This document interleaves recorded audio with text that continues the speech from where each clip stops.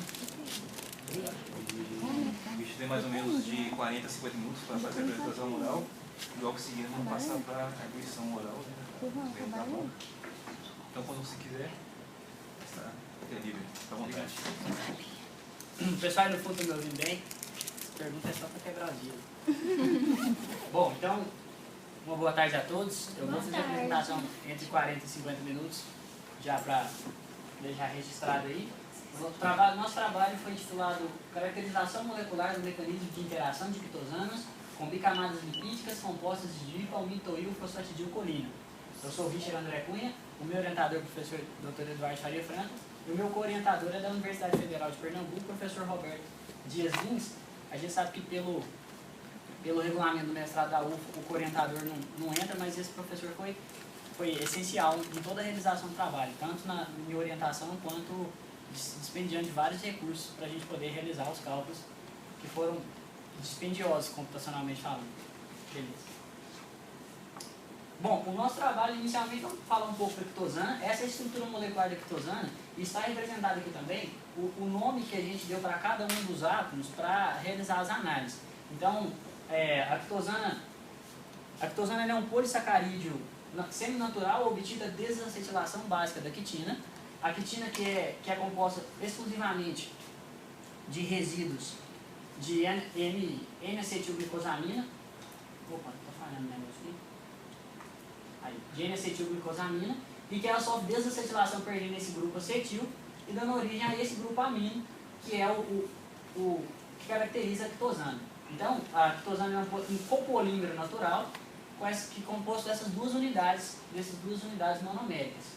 A glicosamina e N-acetilglicosamina, que se diferem por esse substituinte no carbono 2.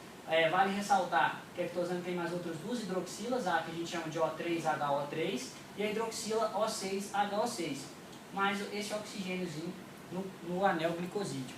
Então, a porcentagem de resíduos N-acetilglicosamina define exatamente o grau de acetilação. Essa é uma propriedade muito importante na determinação das propriedades, das características da quitosana, inclusive a solubilidade, que é tão importante para as outras aplicações que a gente vai ver, e ela é definida pela quantidade de grupos N-acetilglicosamina para cada 100 grupos, ou seja, em porcentagem. Os grupos glicosamina e N-acetilglicosamina estão dispostos de forma randômica ao longo do filamento, justamente porque a reação de desacetilação não acontece de forma homogênea, não é todos os resíduos de N-acetilglicosamina que são desacetilados perdendo esse grupo e se transformando em glicosamina. Tanto que existem até linhas de pesquisa voltadas para conseguir uma quitosana com grau de acetilação zero, ou seja, 100% de resíduos glicosamina. Bom, os motivos helicoidais da quitosana são definidos por esses dois diédros, Φ e Ψ. O diedro Φ é feito entre o átomo O5, C1, O1 e C4, e o Ψ, C3, C4, O1 e C1. Ao redor dessa, a rotação ao redor dessa e dessa ligação determinam a orientação entre os planos dos dois anéis. Logo, o motivo helicoidal da quitosana.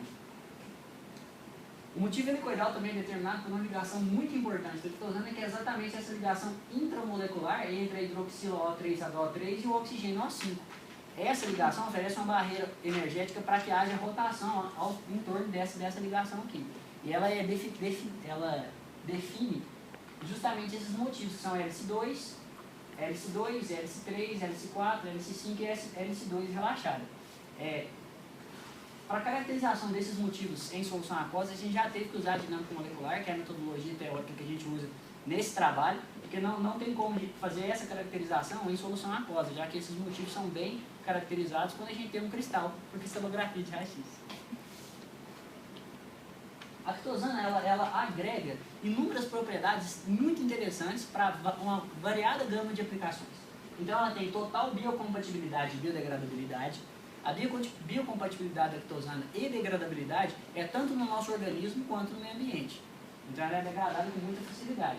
Ela tem propriedades bactericidas e fungicidas, tem boa solubilidade em meio fracamente ácido, um pH abaixo de 6,5, ou seja, consegue solubilizar a quitosana. É claro que essa solubilidade é dependente do grau de acetilação, e nós estamos considerando quitosanas com grau de acetilação de 20% a 30%, ou seja, 20% a 30% são resíduos N-acetilglicosamina. Ela apresenta excelente absortividade, justamente pela sua variedade de grupos polares, tem caráter catiônico justamente porque esse grupamento amina é protonado em pHs mais baixos e tem baixo custo. O baixo custo da quitosana é justamente devido à sua fonte. Como ela é proveniente de quitina, e a quitina é o segundo biomaterial mais abundante na natureza, só perde para a celulose, ela pode ser obtida com muita facilidade a partir do exoesqueleto de artrópodes, como camarão e caranguejos. A gente pode obter crustáceos, no caso também, que são artrópodes. E ela pode ser fabricada em várias formas. Quando a gente fala formas, eu quero dizer tanto modificações químicas, que podem ocorrer nos seus hidroxilas ou até mesmo no grupamino, como, eu digo, forma macroscópica. Ela pode ser feita em nanofibras, nanopartículas, microesferas, filmes, géis. Ela pode ter uma nova forma que se chamam de 3D scaffold, que é uma estrutura 3D com várias cavidades que são utilizadas, por exemplo, para crescer célula neural. Então ela pode ser fabricada de várias formas, dependendo da forma como ela é manipulada. Bom, sendo assim, a quitosana tem aplicações em vários campos da ciência. Por exemplo, na química verde, porque ela, primeiro, ela é proveniente de uma fonte renovável, então ela vai de encontro à proposta de sustentabilidade. Ela pode ser usada no tratamento de águas como floculante ou até mesmo remoção de metais pesados, corantes e pesticidas devido às suas capacidades absortivas. Ela é utilizada também no ramo de alimentos, vendida como pílulas de emagrecimento, provavelmente é a forma que ela é mais conhecida no mundo, é por essas pílulas de emagrecimento. Como emulsificante de alimentos e também como filmes protetores devido às suas capacidades bactericidas. Então ela pode ser utilizada como filme para proteger o alimento, não permitindo que o alimento, retardando o processo de oxidação e não permitindo proliferação de bactérias. Na agricultura é utilizada como fertilizante e combate a fungos de plantas, ou seja, como fungicida nas plantas. E nas aplicações biofarmacêuticas, onde ela também se destaca, ela é utilizada como excipiente, como agente para entrega de drogas e genes, e também forma compostos com lipossomas, abrindo para inúmeras aplicações. Porque aí quando a gente coloca o lipossomo, que também já tem umas aplicações bem definidas, as aplicações da quitosana se estendem para outros campos. E por último, as aplicações biomédicas, que são as que têm tido maior atenção recentemente, porque a quitosana ela pode ser utilizada no reparo e também na engenharia de tecidos. Na engenharia de tecido, a gente pode falar para ossos, cartilagem, nervos, pele. Ela induz o crescimento de células, assim como pode ser usada também como base para crescimento de nervos. E quando a pessoa sofre alguma lesão em que a distância do nervo, da ponta do nervo onde foi seccionado é maior que 5 milímetros, fica difícil fazer enxerto por falta de tecido neural para colocar. Então o pessoal tem que recorrer a produtos alternativos para colocar lá, que não seja enxerto. Aí eles podem usar a quitosana, que é 100% biodegradável e biocompatível, e ela vai servir de matriz como crescimento das células. Essa interação da quitosana com a célula ainda não é conhecida a fundo. E ela também acelera o processo de coagulação e cura, como o trabalho de Chen Chou mostra, que ele pega a solução de quitosana, por eletrospin ele obtém as nanofibras de quitosana, e as nanofibras elas aumentam a biocompatibilidade e aceleram a cicatrização. Aí vocês estão em ratinho, viu, os maiores que gostam de matar os ratinhos. Beleza. Todos esses processos da quitosana, da interação da quitosana com compostos biológicos, as aplicações biomédicas da quitosana, elas passam de um jeito ou de outro por interações com células. E o primeiro passo para a gente entender como ela funciona com as células seria entender qual é a ação, o mecanismo de ação da quitosana nas membranas celulares.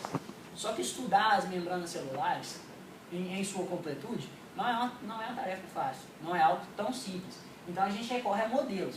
Esses modelos são as bicamadas lipídicas, que são os principais constituintes, que são responsáveis por grande parte das propriedades estruturais das membranas.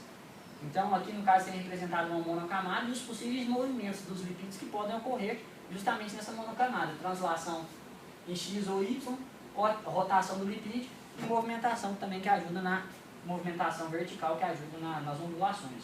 Então as bicamadas lipídicas elas são as bases estruturais das membranas celulares, tem papel importante nos mecanismos celulares, como gatilho de alguns mecanismos celulares.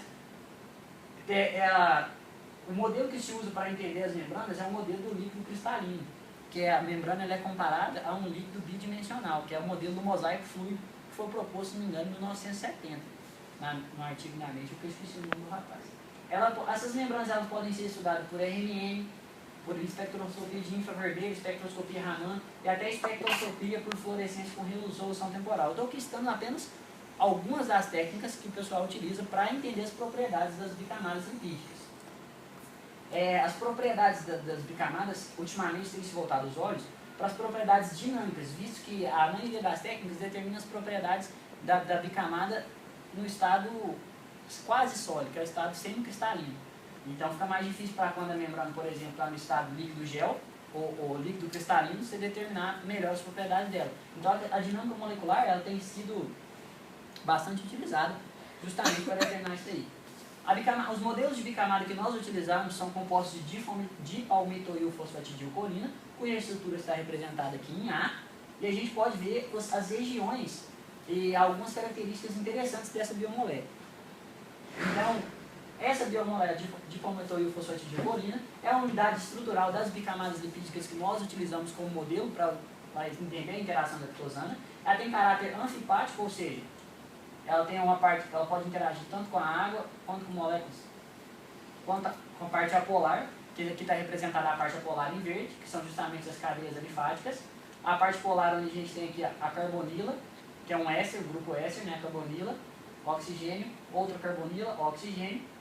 O grupo carregado negativamente, que é o fosfato, e o grupo carregado positivamente, que esse grupo inteiro aqui é a colina.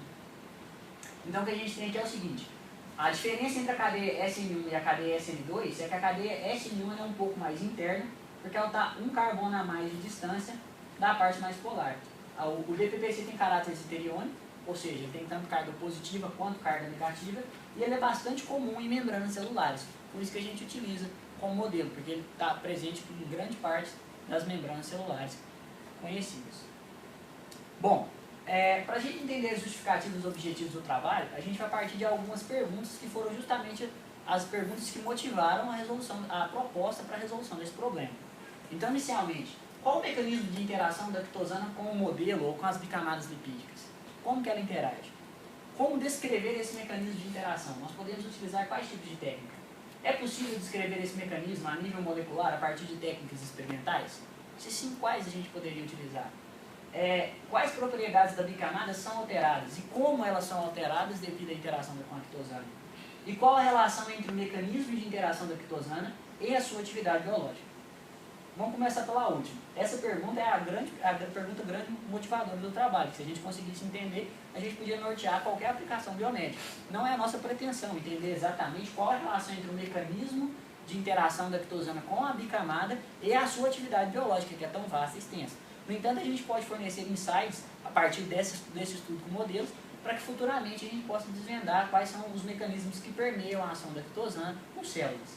Então, poderia se utilizar, por exemplo, de filmes de Langmuir.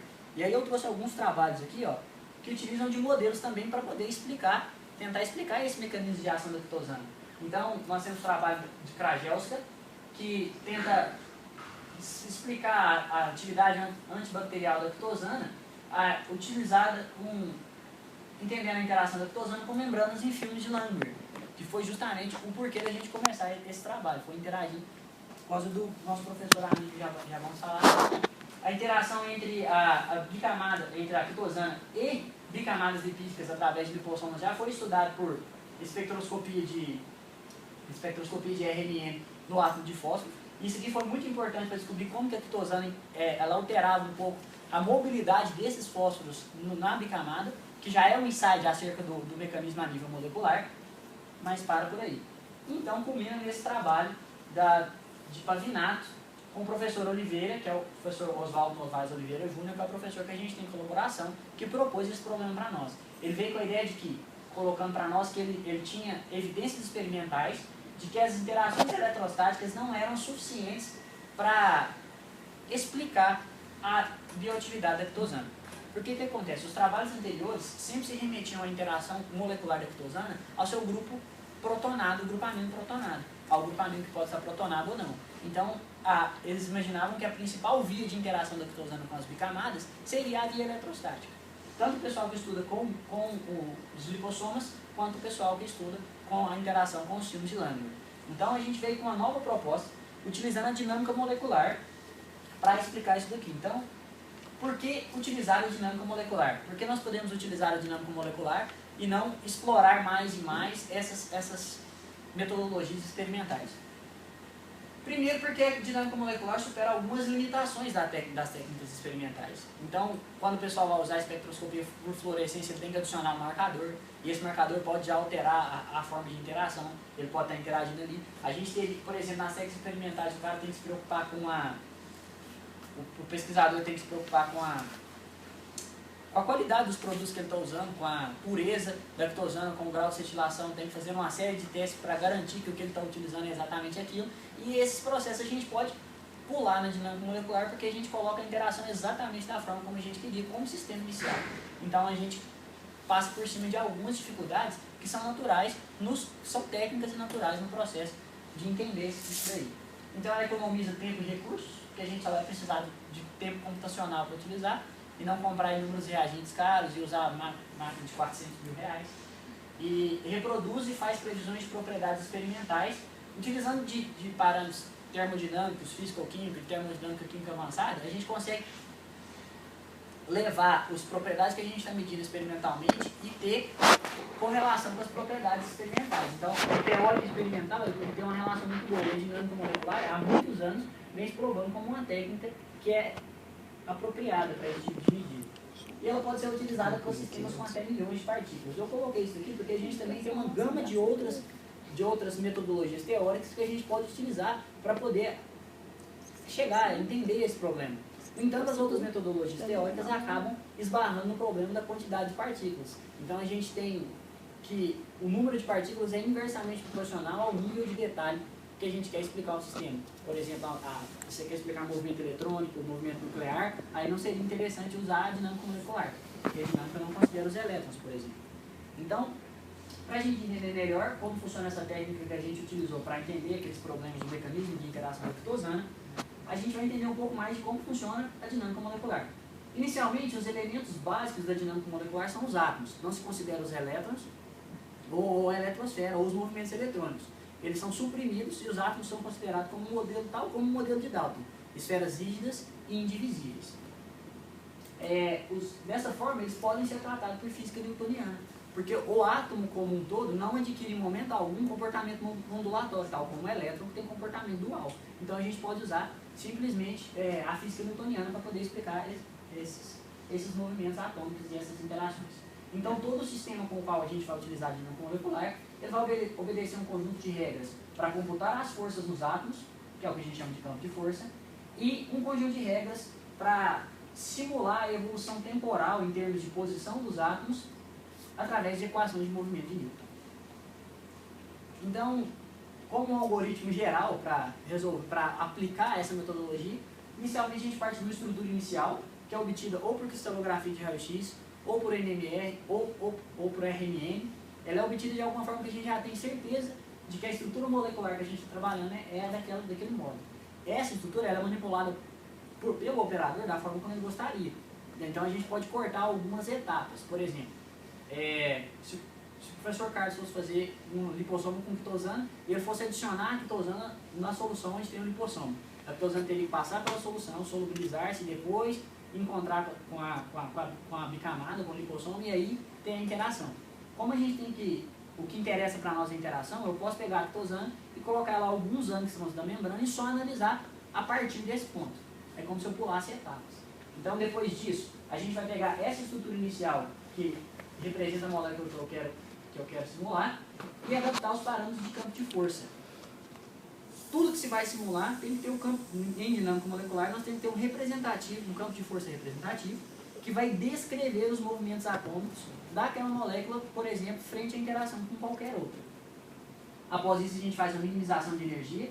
Essa minimização de energia ela vai fazer com que o sistema vá para o mínimo de energia mais próximo de energia potencial. E isso é muito interessante porque no desenvolvimento do trabalho, a gente acaba esbarrando em algumas dificuldades técnicas. Às vezes um carbono não tão tetraédrico, um nitrogênio que está plano, em vez de estar tetraédrico, um NH3, por exemplo. Então, a minimização de energia faz com que, pelo menos, as posições atômicas e as ligações são recolocadas de uma forma que o sistema tenha uma energia possível de existir. E aí vai se organizando isso aí. Logo após são feitos os cálculos por dinâmica molecular, que a gente já vai explicar detalhadamente como funciona, e a análise da trajetória, que permite a gente determinar as propriedades desejáveis a partir da posição, da velocidade e da força que age em cada uma das partículas do sistema que estamos simulando. Então aqui a gente coloca as equações de Newton na sua forma mais simples, mas que é o suficiente para entender o algoritmo geral por trás da dinâmica molecular, que a gente tem vários algoritmos computacionais que reescrevem essas equações de forma um pouco diferente para acelerar o tempo de simulação, o tempo de uso computacional. Então a gente tem aqui que a força ela pode ser representada em termos do potencial, da derivada negativa do potencial em relação à posição de cada um dos átomos. Esse potencial aqui, esse V, é exatamente a função de todo o campo de força, que a gente vai explicar daqui a pouco. Então, inicialmente, a gente vai ter um sistema com os átomos em posição 0, com velocidade 0. 0 é o dica inicial, posição inicial que você determinou, e velocidade inicial com o algoritmo também acrescenta, que depois a gente explica também.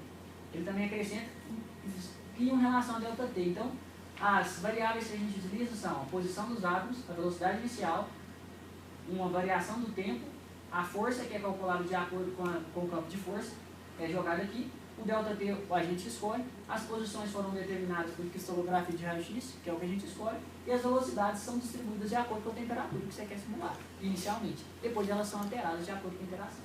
Após a resolução dessa equação, a gente vai atualizar a posição dos átomos e passa para o próximo passo. E assim vai atualizando a posição dos átomos de ΔT em ΔT. Nessa etapa, é interessante que a escolha do ΔT, ela não pode ser, ela tem que ser suficiente para simular alguns movimentos moleculares muito importantes.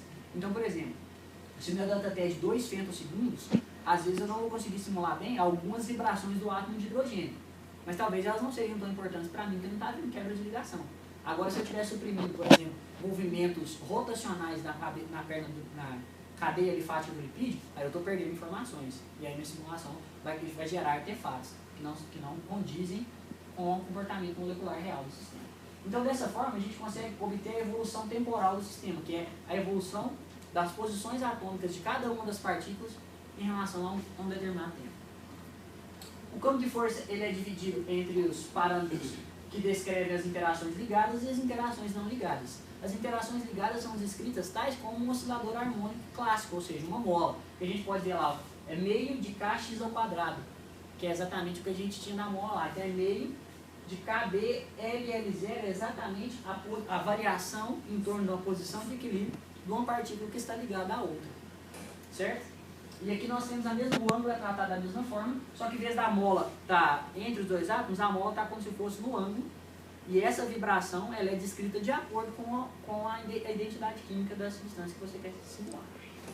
E os parâmetros ligados, nós temos também os parâmetros torsionais, que descrevem a barreira potencial para que haja a torção em torno de uma ligação química. Então, para que esse grupo ele sofra torção, ele vai poder passar por uma barreira de potencial que é determinada pelo potencial torsional. As interações não ligadas são descritas as principais que a gente descreve aqui, que tem subdivisões no algoritmo da dinâmica, são as de Van der Waals, que é esse termo aqui, e a de Coulomb. A de Van der Waals depende do termo repulsivo, do termo atrativo e as de Coulomb é apenas da carga dos átomos. Carga esta que pode ser parcial, no caso quando a gente tem, por exemplo, uma carbonila que não tem carga explícita. Bom, como a dinâmica molecular não consegue chegar nem perto da quantidade de partículas no sistema real, que são em mols, e a gente consegue simular até milhões de átomos, hoje em dia é um pouco mais, bilhões de partículas com algumas aproximações, então a gente tem que lançar a mão de algumas aproximações para conseguir realizar essas simulações. Dessas aproximações, uma das mais importantes são as condições periódicas de contorno. Então nós vamos imaginar primeiro uma caixa de simulação, que nesse caso é representada que é bidimensional, a gente simula tridimensional, e essa caixa de simulação, essa partícula em preto, ela não estaria interagindo devido à distância, por exemplo, com essa região em amarelo e essa região em vermelho. Só que se eu considero as condições periódicas de contorno, essa caixa que a gente está simulando, ela é reproduzida em todas as dimensões e essas partículas, elas interagem com imagens das outras que estão do outro lado. Então, se essa partícula preta ela sair em direção à caixa abaixo, ela entra, se ela sair em direção, sei lá, a menos x, a menos y, ela vai entrar em mais y com a mesma velocidade, de forma que o número de partículas na caixa permanece o mesmo. E essa interação ela é determinada pelo raio de corte. O raio de corte ele é escolhido de forma que ele não ultrapasse metade do lateral da caixa, para que uma partícula não interaja com a própria imagem na outra caixa. Então o raio não pode passar da metade. E esse raio de corte também é utilizado para determinar a lista de vizinhos em que serão calculadas as interações não ligadas. Porque se fôssemos calcular as interações não ligadas para todas as partículas que simulariam, seria computacionalmente impossível. Porque um sistema com 1 milhão de partículas teria 2 elevado a 1 milhão de interações. Então, trunca-se quais as partículas que estão a uma determinada distância que a interação é efetiva e faz-se o cálculo somente para essas partículas. A metodologia que a gente utilizou foi como nós aplicamos a dinâmica molecular nesse sistema. E aqui a gente escreve a metodologia. Bom, esse era o sistema que a gente está simulando. Tá meio escuro, tá dando para ver aqui. Beleza aí? Então nós temos aqui representadas as moléculas de água. Todos os átomos aqui representados estão representados de acordo com o seu volume que ele ocupa, o seu raio de Van der Waals. Então aqui temos a bicamada lipídica, que eu já vou mostrar, e as moléculas de água. O nosso sistema era composto com 28 mil moléculas de água numa caixa de simulação de 12 por 12 em x e y e em z 9,8 nanômetros. O tamanho da caixa foi variando de acordo com a simulação que foi ocorrendo. A nossa bicamada é composta com 512 fosfolipídios de DPPC. 512 são 256 em cima, 256 embaixo. É uma grade de 16 por 16. E a quitosana, que dá em média 200 mil átomos para cada simulação, aproximadamente. E a quitosana foi colocada como em 15 resíduos, colocados alguns antes da bicamada. E esses resíduos tinham grau de acetilação de 20%, ou seja, 13 resíduos eram resíduos de glicosamina e 3 resíduos em N-acetilglucosaminas foram colocados de forma randômica. Então, como é a quitosana experimentalmente. E o pH simulado foi menor ou igual a 3. Essa questão do pH merece uma atenção especial porque não tem como a gente simular o H+ em solução, H3 ou mais. Porque está havendo quebra de formação de ligação o tempo todo. E isso envolve transferência de elétrons ou fenômenos quânticos que a gente elimina na dinâmica molecular. Então, o pH é simulado por efeitos secundários, que é protonando todos os grupos amino da quitosana. E que nós temos, aquela lá equivalia a 10 mg por ml, a quantidade de quitosana em relação à água, com 6 cadeias são 30 mg por ml, e com 10 cadeias, quase não dá separação, são 50 mg por ml. Esses foram os sistemas que nós simulamos. Para realizar as simulações, nós utilizamos o programa GROMACS, nas suas versões 4.5, 4.5.0 até 4.5.6. O campo de força é o campo de força GROMOS, com adaptações feitas pelo Paul e o professor Franca, que é exatamente o doutorado dele, que foi desenvolver os parâmetros de campo de força para simular a quitosana. E o tratamento eletrostático foi feito com Reaction Field, com raio de corte de 1.4, a minimização de energia por 10 mil passos utilizando o algoritmo de Steepest Descent, e a termalização foi feita em 3 etapas, com 10 picosegundos cada etapa, que vão de 50 a 50 Kelvin, depois 150 Kelvin, depois 298, mantidos constantes pelo algoritmo de Vero Scale. A temperatura da simulação foi de 310 Kelvin e a pressão de 1 atm acoplada de forma semi-anisotrópica pelo algoritmo de Berendsen. Forma semi-anisotrópica quer dizer que a pressão lateral à membrana era acoplada de forma diferente da pressão na superfície da membrana, tal como é numa célula. E a temperatura de 310 Kelvin ela foi escolhida justamente para reproduzir os parâmetros experimentais daquele artigo que falava que as interações eletrostáticas não eram suficientes para explicar a interação da quitosana, e também que é a temperatura próxima da temperatura corporal. O ensemble que a gente usou foi o NPT, em que o número de partículas, a pressão e a temperatura é mantida constante, ou seja, o volume da caixa varia. O time step que nós utilizamos foi de 2 femtosegundos, e as simulações tiveram tempos totais variáveis, porque cada sistema demorava um determinado tempo para chegar ao equilíbrio, e a gente só pode obter propriedades de forma confiável se o sistema estiver em equilíbrio. Então, para o DPPC nós rodamos 100 nanosegundos, para o DPPC mais 10 mg de quitosana, ou seja, 2 cadeias de quitosana foram rodadas 150 nanosegundos, e 250 para o DPPC com concentrações de 30 e 50 mg de quitosana. que é o mesmo que dizer 6 e 10 cadeias interagindo com aquele pedaço de bicamada que a gente está usando. Bom, os resultados foram norteados, né, de acordo com a ideia de que as interações eletrostáticas não eram suficientes para explicar a quitosana. Então nós queríamos entender o papel dos outros tipos de interação. E começamos pelas interações de ligação de hidrogênio. Nessa figura a gente pode ver alguns tipos de ligações de hidrogênio que a gente estudou. Por exemplo, a ligação de hidrogênio entre a hidroxila, O6HO6, O6HO6, com um dos oxigênios do fosfato. Esse aqui é o lipídio, e esses aqui são alguns dos resíduos da quitosana que a gente retirou para fazer essa figura. Então, a primeira interação seria interação de ligação de hidrogênio entre o O6HO6 com o oxigênio do fosfato.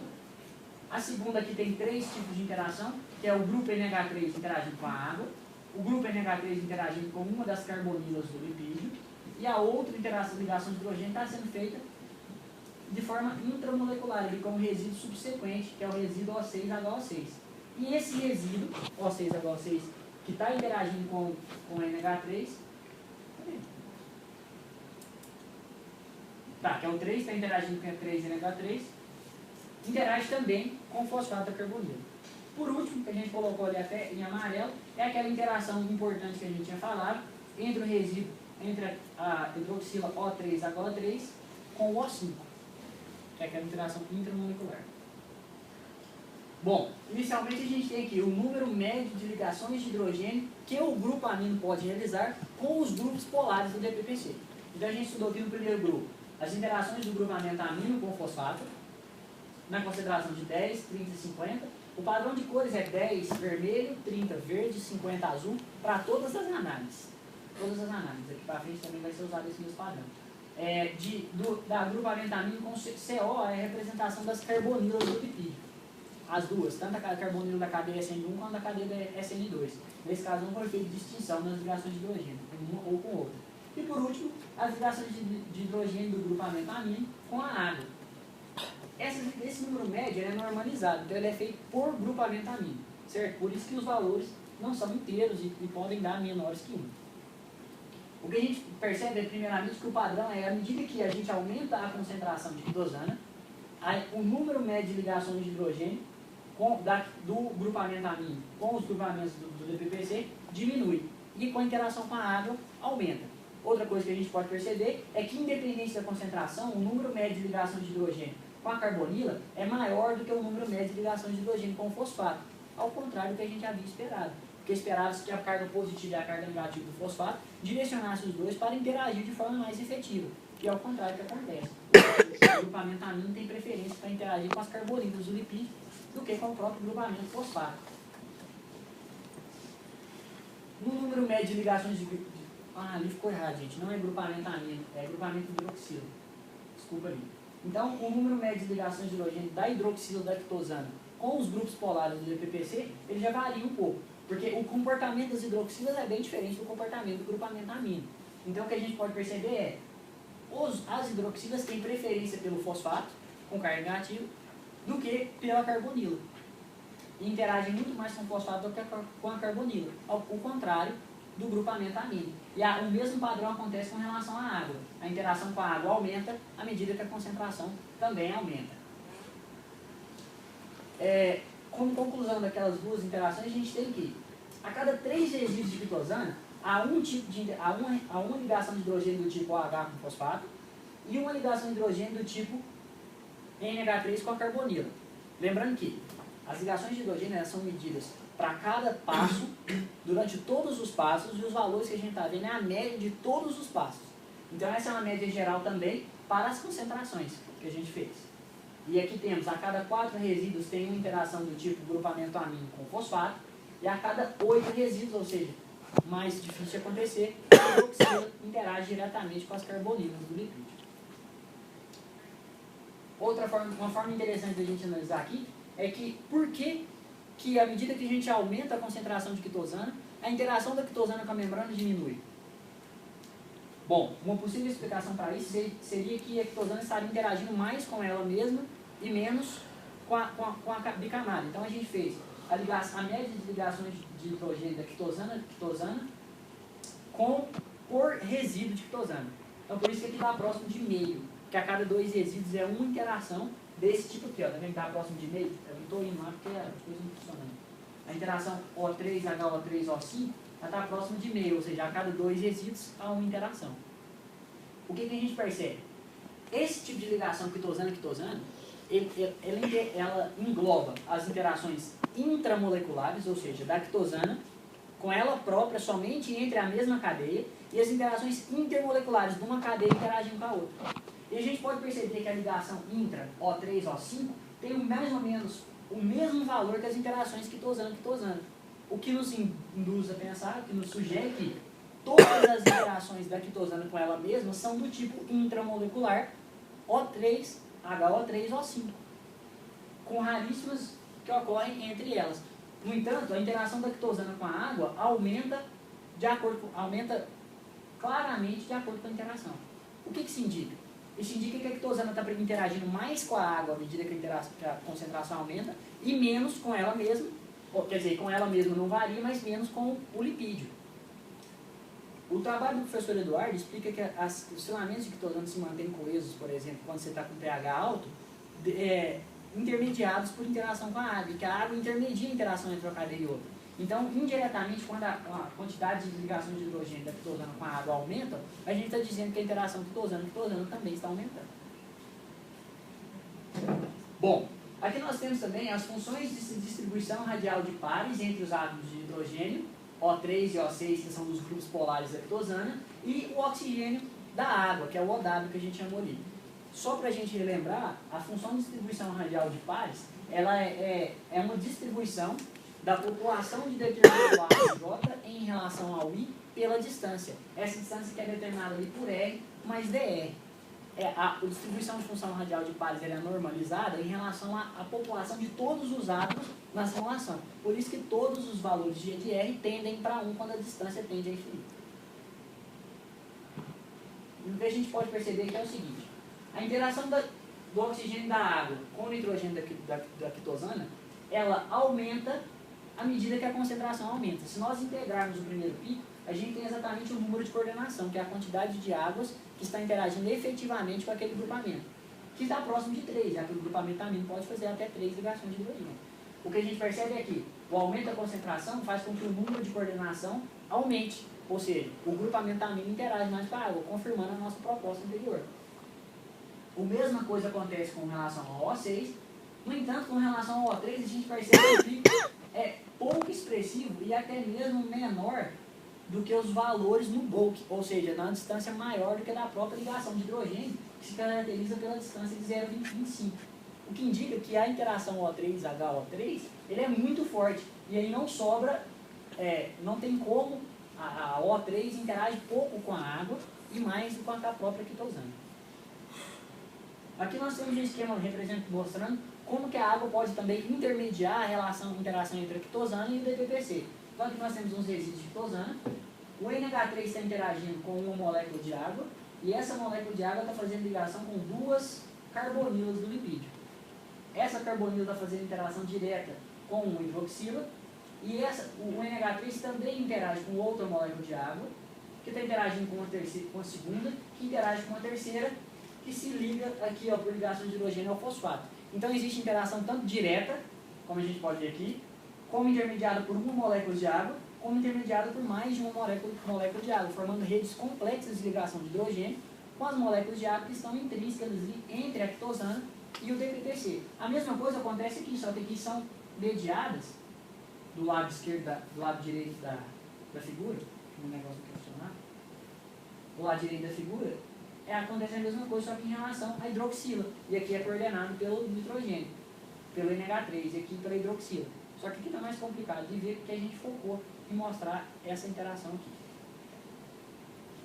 Outro fator interessante da interação da quitosana com a membrana, que está relacionado com as interações eletrostáticas, é que a gente pode perceber que onde a quitosana está, devido aos grupos carregados NH3+, os grupos colina, que são positivos do DPPC, eles são dobrados para baixo devido à repulsão. E a gente pode ver a mesma coisa, essa figura é idêntica a essa segunda, só que para um ângulo diferente. Aqui eu representei o volume que a quitosana pode ocupar, e os grupos colinos estão todos voltados para baixo, enquanto o grupo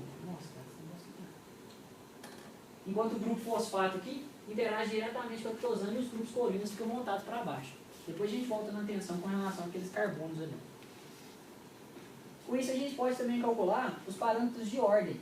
Os parâmetros de ordem, eles dão indício para nós de quão organizados estão as pernas, as cadeias alifáticas em relação ao plano da membrana, sendo calculado a partir desse ângulo aí, ó, formado entre esse eixo desses carbonos, para a gente poder entender o quanto que esses carbonos estão organizados em relação ao eixo normal da membrana.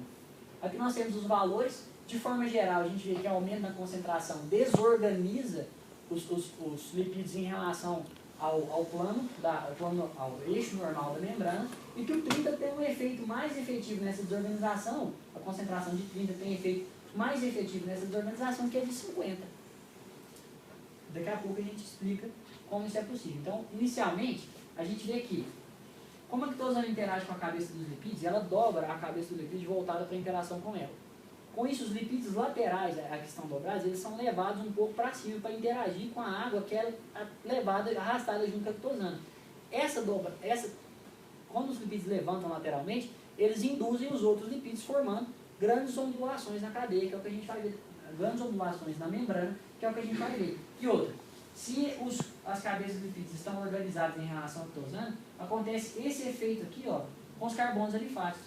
Então, se a gente for olhar aqui o carbono 2, 3, 4, 5 e 6, eles estão desorganizados em relação ao eixo normal da membrana, porque quando o lipídio dobra, a cadeia lipídica também se dobra, e em relação ao eixo normal, ela fica desorganizada. Por isso que o parâmetro de ordem dos primeiros carbonos, ele é sempre menor e os outros tendem a estar próximos. Uma outra conclusão importante desse gráfico é que, de acordo com o dado experimental, que é aqui colocado por essas estrelinhas rosas, a gente pode ver que segue o mesmo padrão, o DPPC que a gente simulou, segue o mesmo padrão de parâmetro de ordem que o experimental. O experimental foi medido 7 Kelvin acima do valor que da simulação que a gente fez. Então esse desvio, ele era esperado, então a temperatura maior dá mais liberdade para os lipídios e o parâmetro de ordem diminui. Esse aqui é para a gente entender o quanto a ictosana pode dobrar, pode criar esse efeito de ondulação na membrana. Essa aqui é a mesma membrana que a gente mostrou anteriormente, que estava bem reta, e a ictosana bem interage bastante. Esse foi um snapshot da simulação 225 nanosegundos de 30 mg. A gente tem por um outro ângulo aqui, ó, lateral, a gente vê como que a ictosana faz um buraco na membrana e está interagindo tanto com os lipídios que estão laterais quanto com os lipídios mais profundos. E outra, se ela dobra a membrana, os lipídios ficam menos organizados de forma geral em relação ao plano. Por isso que o SCD cai em todas as simulações, porque está esse efeito de ondulação na membrana, em relação ao plano Z, que é o plano que a gente adotou como plano normal. Ali uma visão de cima, para a gente enxergar a ictosana. Beleza. Aqui a gente entra na distribuição de função radial de pares para os grupos, para o átomo de fosfato, em relação aos grupos polares da ictosana, o nitrogênio, o O3, o O6 e aqui com a água. Então, se a gente ater primeiro a esse primeiro gráfico, que é o gráfico A aqui, a gente vai ver o seguinte. Primeiro a gente tem um pico bem definido entre 0,35 e 0,4, que são o pico entre o fósforo e o nitrogênio. Esse pico aqui, ó, é o pico relacionado à interação direta entre o NH3 e o fosfato.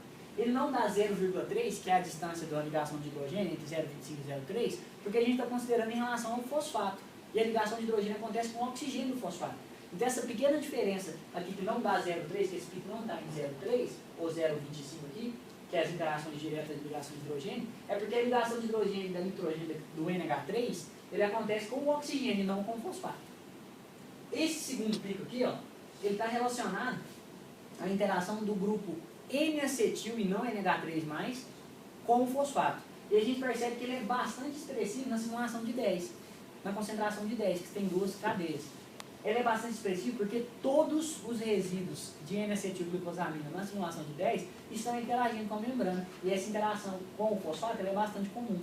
Esse pico é deslocado por causa do impedimento estérico que tem do grupo acetil que está grudado ao nitrogênio. A gente vê que a concentração é determinante na forma de interação e que 30 interage mais diretamente do que 50, que interage mais pelo grupo via o N-acetil, que é o segundo pico, E o terceiro pico, a gente tem a interação intermediada pela água. Na concentração de 10, a água tem um papel muito mais ativo nessa interação, porque na concentração de 10, a quitosana se encontra exatamente na interface da membrana e não há tanta curvatura, de forma que a água tem mais mobilidade e facilidade para entrar e sair no intermédio da interação. Aqui, quando a gente analisa com relação ao O3 e O6, as duas hidroxilas interagem praticamente da mesma forma, com exceção que o segundo pico na O3 é bem definido, que é o pico relacionado à intermediação da água do O3. Então, o O3 interagindo com o DPPC pela água, composto de DPPC. Por que pela água? Porque o da água tem mais ou menos a mesma intensidade do que a interação de hidrogênio direto. Porque o O3 está ligado a fazer interação com o O5 e sobra o oxigênio para fazer a interação com a água e a água liga no fosfato. Por isso que o segundo pico é tão efetivo, tão proeminente quanto o primeiro. No gráfico D, a gente vê que os segundos e os terceiros picos, eles têm a base bem larga, não são muito bem definidos.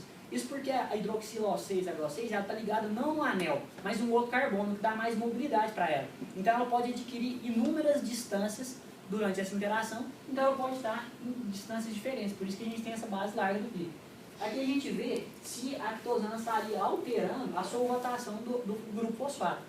E considerando a variação das concentrações, o que ela altera é muito pouco. Em relação a nenhum, diminui quase pela metade o número de coordenação, que já é muito pequeno, que é 0,1 a molécula de água para cada fosfato, porque a maioria dos fosfatos estão interagindo. A água não entra tão fundo na membrana. E a gente vê que vai diminuindo fracamente com o aumento da concentração e praticamente não varia.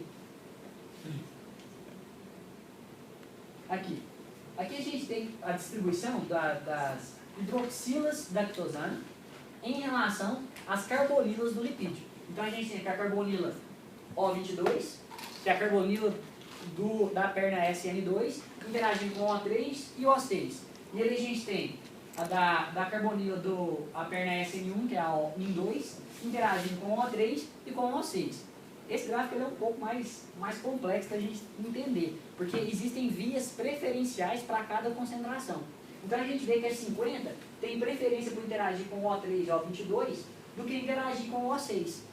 Porque o O6 não tem picos bem definidos aqui próximo da região onde há ligação de hidrogênio. Ao contrário dos picos que são muito bem definidos nas outras concentrações. Quando a gente olha a interação do O3 ou do O6 com o O22, ela acontece no 50, quando acontece no 30, acontece no 10. Essa interação, O6 ao 22. Por quê? Porque o O6 ela tem mais mobilidade, então ela consegue ir mais fundo na membrana e interagir com ela lá, direto com as carbonilas. Ali, a gente vê aqui, a gente tem um pico, os picos iniciais no de 10, na concentração de 10, próximo de 0,2. E eles se repetem aqui, ó. Então, as hidroxilas de quitosana, a O3 e o O6, eles estão interagindo com a carbonila SN1 e não com a SN2. Isso ocorre porque a interação do nitrogênio com a carbonila SN2 é muito proeminente na concentração de 10, que a gente vai ver no próximo slide. Então, há uma competição entre três tipos de interação.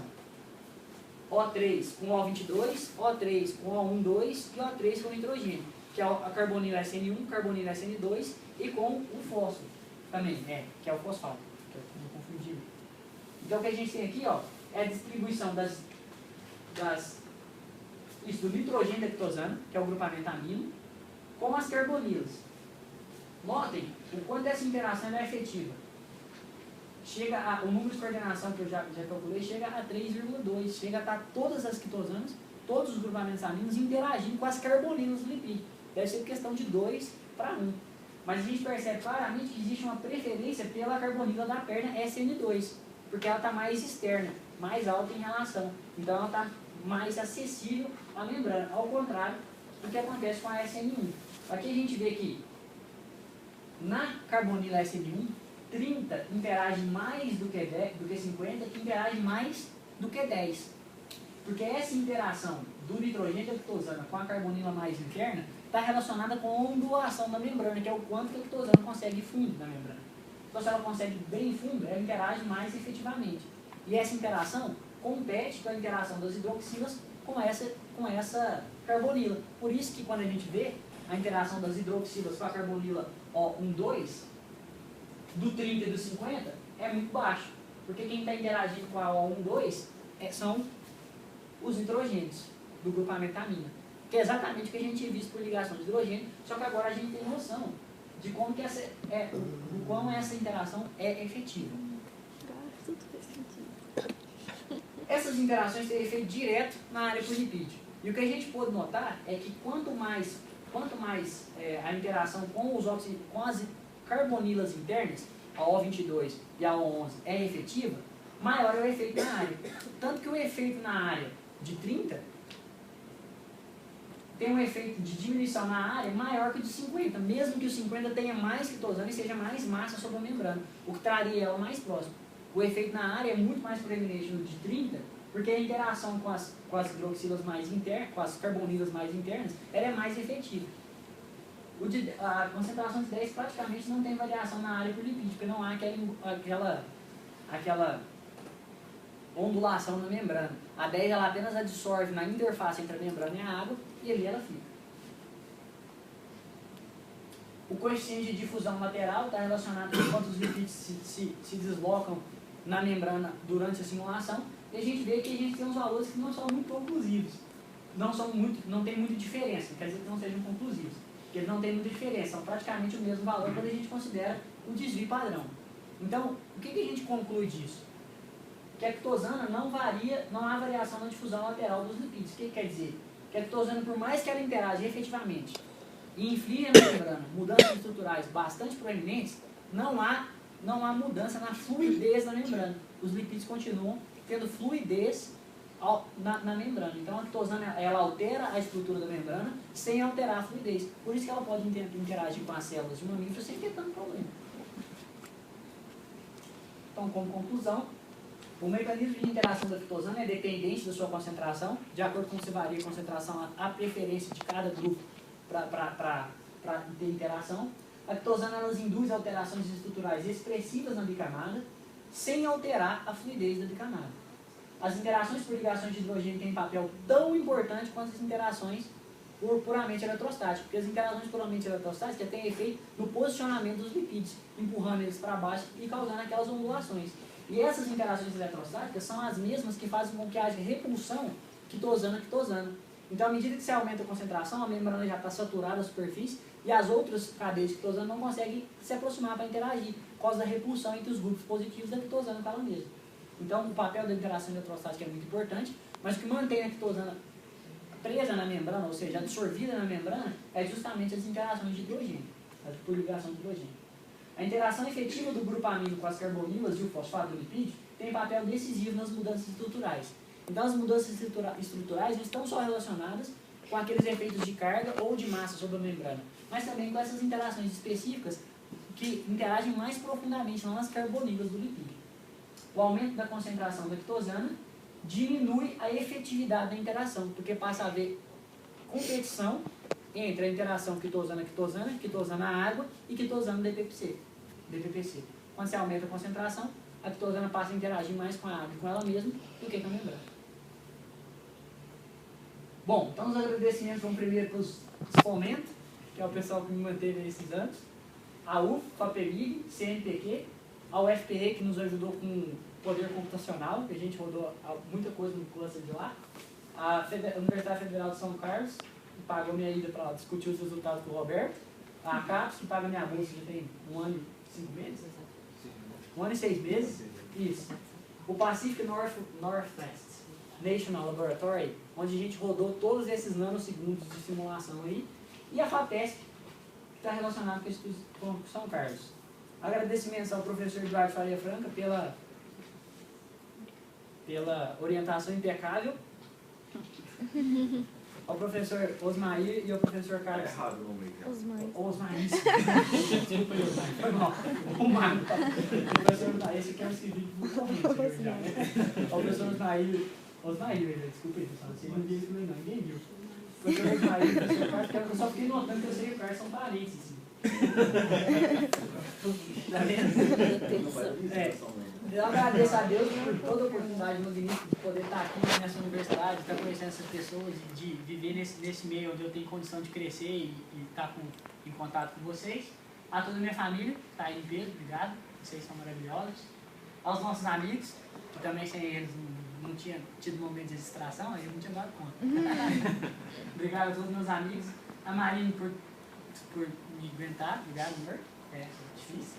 Obrigado também à professora Silvana, que sempre me ajudou muito mesmo e me incentivou a trabalhar com o professor Eduardo e criou toda a base para eu poder entender o que eu estou fazendo. Né? Se não fosse ela, fisicoquímica tá bom.